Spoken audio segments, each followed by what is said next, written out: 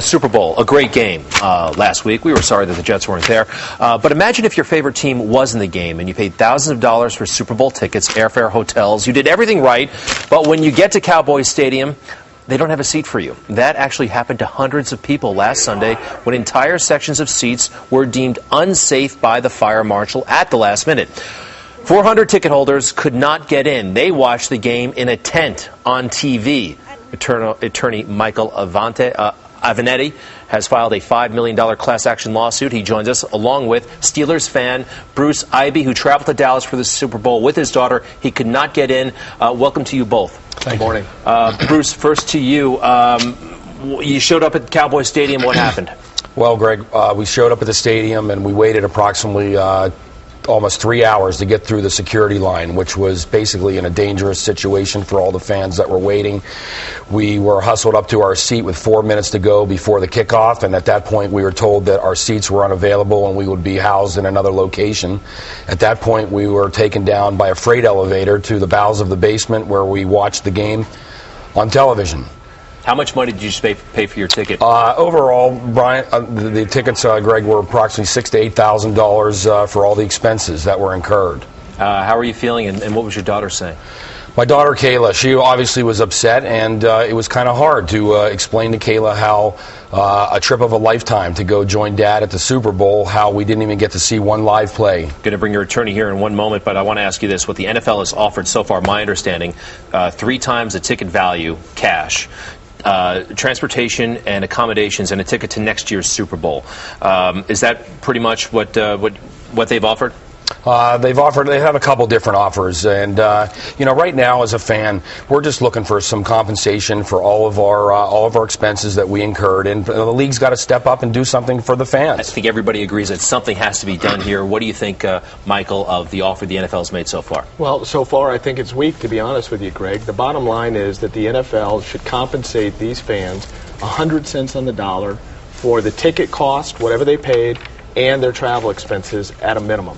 My understanding is that they're offering 300 cents on the dollar. Well, they're not offering 300 cents on the dollar because most fans didn't have the opportunity to pay face value.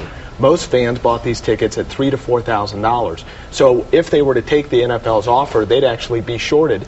And the NFL knows this because the NFL knows what these tickets were trading at. How much are you actually suing for, and how much could somebody like Bruce get if you get what you think he deserves? Well, what we're suing for is, again, 100 cents on the dollar. We want each fan that was displaced to be given everything that they expended. And if ultimately that's $3 million, so be it. If it's $6 million, so be it. But the bottom line is that it's time for the NFL to step up. Okay, for all the fans. We're not talking, look, you're not trying to make anybody rich here, are you? Absolutely not, Greg. No one's trying to get rich. Bruce is not trying to get rich, and I'm not trying to get rich. The only thing that people are trying to do is get what is rightfully due them. You know, I have to say, there's probably a case here, though, for punitive damages. I mean, there was emotional distress. I mean, Bruce, you told your family, your friends, that you're going to the Super Bowl, and this happened. You weren't actually able to get into the Super Bowl. As a matter of fact, when you have to look at your daughter and a tear's coming down your eye and apologize to your daughter saying, honey, I don't know how this happened, and there was no explanation from the NFL whatsoever for the entire time.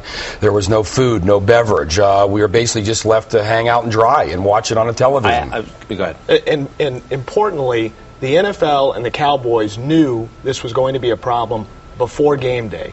And despite that fact, they didn't come forward and disclose it to people like Bruce so that people could make decisions about whether to travel to the game. This is now, it's facing litigation, but here's a statement from Jerry Jones. We reached out to the NFL, but this is the statement that we have prior to our reaching out. We deeply regret their Super Bowl experience was impacted by this error, and we share that responsibility with the NFL. We will also continue to work closely with the NFL in its complete review of Super Bowl 45. I have heard this from the Dallas Cowboys and from NFL officials. They are embarrassed, and they're sorry.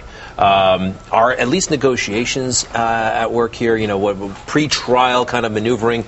I sent a letter on Saturday to the commissioner, and I've asked that he and Mr. Jones sit down with us so that we can work this out. We're reasonable. We want to get it resolved. It's great that they've made these statements, Greg, but they need to be accountable, and they need to actually take action. And, Bruce, you may go to next year's Super Bowl, but, the Cowboys may or may not be in it, right? Greg, as a fan, It's wonderful to be offered a ticket for next year's Super Bowl, but the experience, the idea of going there with your father, your mother, your daughter, your son, it was the experience, and that is what we're missing out on. And how is that, there's no monetary value that can be replaced. Give me a quick idea. What did you spend overall on last Sunday?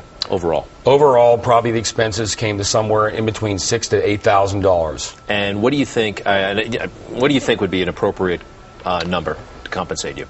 Well, Greg, everybody has their own individual ideas. Myself, as a fan, a lifelong Pittsburgh Steelers fan, and somebody who's never going to get that moment back, again, how can it be replaced? I can't put a monetary value on there. I just hope that the NFL steps up and does something for the fans. Without the fans here, the NFL is out of business. I mean, we are the customers of the NFL. Yes. Bruce, Ivy, nice to meet you. Michael Avenatti, thank you Greg, very much. Thank you.